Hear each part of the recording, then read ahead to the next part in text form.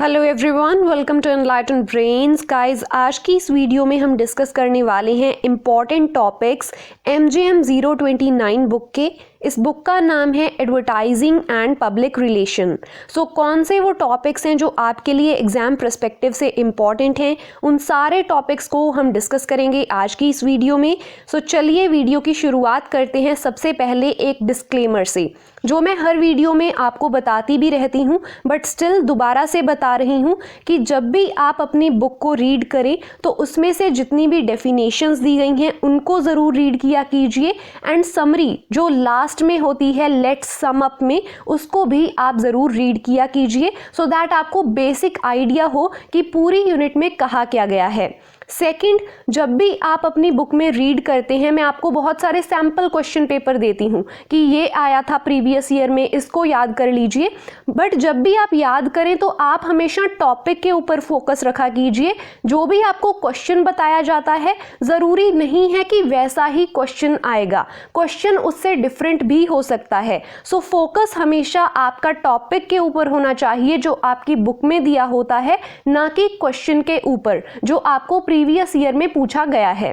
सो चलिए अब शुरुआत करते हैं यूनिट नंबर 1 से कि कौन से वो टॉपिक्स हैं जो आपके लिए इंपॉर्टेंट हैं। इस यूनिट में एक टॉपिक आता है guys, advertising theories and models के ऊपर। आपके पास टोटल 9 एडवर्टाइजिंग थ्योरीज हैं। सो आपने उन 9 की 9 थ्योरीज को याद कर लेना है, क्योंकि प्रीवियस ईयर में जो आपको क्वेश्चन किया गया था वो कुछ यूं है: discuss in detail any 2 of the following advertising models, cite suitable examples. So यहाँ पर आपसे DAGMAR मॉडल, AIDA मॉडल, ऐसे कुछ मॉडल्स के ऊपर क्वेश्चन किया गया है। आपको कोई 2 करने हैं, आपको चारों करने के लिए भी कहा जा सकता है, या फिर आपको कोई भी पर्टिकुलर मॉडल दिया जा सकता है और कहा जा सकता है कि इसको एलेबोरेट करें। सो आपको 9 के 9 मॉडल हैं आपकी बुक में, उन सभी मॉडल्स की एक बेसिक इंफॉर्मेशन होनी चाहिए। नेक्स्ट है हमारे पास यूनिट नंबर 2। इसमें 2 इंपॉर्टेंट टॉपिक हैं, audience motivations and second is types of audience segmentation. Previously आपसे क्वेश्चन किया गया है, what is the importance of motives in the consumer decision making process, discuss in detail with the appropriate examples of some of the audience motivations. Second question है, why is audience segmentation necessary to design an advertising campaign? Discuss in detail demographics, physiographic and behavioral segmentations. So 2 topics हैं, इनको आपने miss नहीं करना है। Third unit है guys brand के साथ रिलेटेड। सो आपको पता होना चाहिए कि ब्रांड क्या होता है, introduction to brand, and second topic brand management. ये दोनों टॉपिक्स को आपने अच्छे से कर लेना है। प्रीवियसली आपसे क्वेश्चन किया गया है, what is brand management? Chalk out a strategy for a hypothetical jewelry brand that wants to have a digital first approach. Next we have unit number 4. इसमें से एक टॉपिक है departments of an ad agency. Ad agency में बहुत सारे departments होते हैं, सो आपको उन सभी डिपार्टमेंट्स की नॉलेज होनी चाहिए। प्रीवियसली आपसे क्वेश्चन किया गया है, discuss in detail the functioning of any 2 departments of N advertising agency. आपसे 2 पूछे गए हैं, बट नॉलेज आपको सारे के सारे डिपार्टमेंट्स की होनी चाहिए, क्योंकि आपसे ज़्यादा भी पूछा जा सकता है। आपको कोई पर्टिकुलर डिपार्टमेंट का नाम दिया जा सकता है और उसके अराउंड क्वेश्चन को फ्रेम किया जा सकता है। सो सारे डिपार्टमेंट्स की नॉलेज आपको होनी चाहिए। 5th यूनिट जो है वो हमारे लिए इंपॉर्टेंट नहीं है। आगे चलते हैं 6th यूनिट की तरफ, जो कि काफ़ी इंपॉर्टेंट है। सो इसी वजह से इस सारी की सारी यूनिट को आपने रीड करने की कोशिश करनी है, क्योंकि इसमें बहुत ही छोटे छोटे से बट बहुत सारे टॉपिक्स हैं। फॉर एग्जाम्पल, आपको पूछा जा सकता है कि फोकस ग्रुप्स क्या होता है, consumer jury, recall test, purchase behaviour test, ये सब क्या होता है। सो आपको बहुत सारे सब टॉपिक्स इस यूनिट में मिल जाएंगे और आपको उन सभी सब टॉपिक्स की नॉलेज होनी चाहिए। इंपॉर्टेंट टॉपिक्स इसमें से ऑलमोस्ट सारे ही हैं, फिर भी मैंने लिखे हुए हैं, importance of research in advertising, pre testing technique of advertising research, post testing technique of advertising research and campaign planning.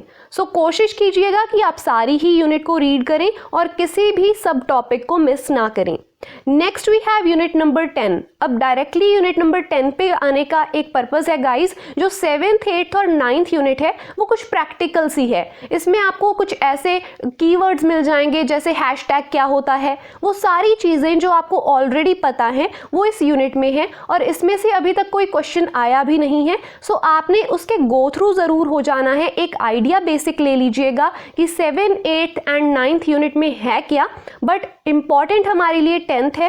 इसमें से आपको क्वेश्चन किया गया था internal publics versus external publics. So आपको इस टॉपिक की इंफॉर्मेशन होनी चाहिए, आपको प्रेस रिलीज लिखनी आनी चाहिए। इवन अगर आप किसी कंपनी में या किसी भी गवर्नमेंट ऑफिस में काम करने के लिए अप्लाई करते हैं तो वहां पर भी आपको प्रेस रिलीज लिखने के लिए कहा जा सकता है। It could be part of your interview. So आपको प्रेस रिलीज लिखनी आनी चाहिए। Learn to write a press release, इसका सैंपल आपको पेज नंबर 227 पे मिल जाएगा। क्वेश्चन पेपर में आपसे एक प्रेस रिलीज लिखने को कहा गया था। Write a press release for a hypothetical automobile brand announcing its new car in the SUV segment. So कोई ब्रांड है जो अपनी कार को लॉन्च करने वाला है। It is an automatic EV to be launched in the forthcoming festival season. So festival season में किसी ब्रांड ने अपनी कार को लॉन्च करना है, सो आपको उसके साथ रिलेटेड एक प्रेस रिलीज लिखने को कहा गया है। अब ऐसी ही प्रेस रिलीज डिफरेंट ऑब्जेक्ट्स के बारे में आपको लिखने के लिए कहा जा सकता है। प्रेस रिलीज किसी भी चीज के बारे में आ सकती है आपको, सो अच्छे से प्रेस रिलीज लिखना आपने सीख लेना है। सैंपल आपको पेज नंबर 227 के ऊपर मिल जाएगा आपकी बुक में। Next we have unit number 12। इसमें से दो इंपॉर्टेंट टॉपिक हैं, informal research techniques and formal research methods. Question आपको प्रीवियसली किया गया है, what is the importance of research in public relations, discuss the various research methods employed while designing a PR campaign. उसके बाद है हमारे पास unit number 13। इसमें से टॉपिक है understanding crisis communication, role of communication in crisis management and third is a case study. Case studies आप सारी की सारी ही रीड कीजिएगा। How do we define a corporate crisis, ये आपको प्रीवियसली क्वेश्चन किया गया है। What is its identification and classification criteria, cite an example of any famous crisis situation from the last decade। सो ये आपको केस स्टडी अगर आप करोगे तो आपको अच्छे से समझ आ जाएगा। उसके बाद है यूनिट नंबर 14। इसमें से एक क्वेश्चन आया था, सो उसी के अराउंड मैंने टॉपिक को सर्च किया है। सेलिब्रिटी मैनेजमेंट नाम का टॉपिक है, इसको आप एक बार रीड कर लीजिएगा। क्वेश्चन किया गया था, what do you understand by celebrity management, discuss any one of your favorite celebrity management campaigns from the recent times and you learning from this case। next we have unit number 15। इसमें से आपने glossary को बिल्कुल भी miss नहीं करना है। Page number 338 पे आपको ग्लॉसरी मिलेगी, उसको अच्छे से रीड कर लीजिएगा। क्वेश्चन आपको प्रीवियसली ग्लॉसरी में से ही आया हुआ है। Discuss the meaning and importance of any two of the following in maintaining the financial image of a company. So आपको पूछा गया है कि IPO क्या होता है, शेयर्स क्या होते हैं, एनुअल रिव्यूज, बिजनेस रिपोर्ट्स, और ये सब आपको ग्लॉसरी में दिया गया है। अगर हम यूनिट की बात करें तो फिलहाल के लिए यूनिट में से कोई भी क्वेश्चन नहीं आया है। ग्लॉसरी आप एक बार अच्छे से रीड कर लीजिएगा। लास्ट यूनिट है हमारे पास यूनिट नंबर 16। इसमें से दो इंपॉर्टेंट टॉपिक हैं, corporate social responsibility and history of corporate social responsibility. So इसको आपने अच्छे से रीड कर लेना है। क्वेश्चन आपको प्रीवियसली ये किया गया है कि what is the concept of corporate social responsibility, discuss the history and emergence of corporate social responsibility in India, focusing on its present status with suitable examples. So ये क्वेश्चन आपको किए गए हैं प्रीवियस ईयर्स में और आपको important topic मैंने already बता दिए हैं, जिनको मैंने रेड में हाईलाइट भी करके रखा है। सो आपने इन टॉपिक्स को अच्छे से प्रिपेयर कर लेना है, इनके अराउंड आपको क्वेश्चन किए जा सकते हैं।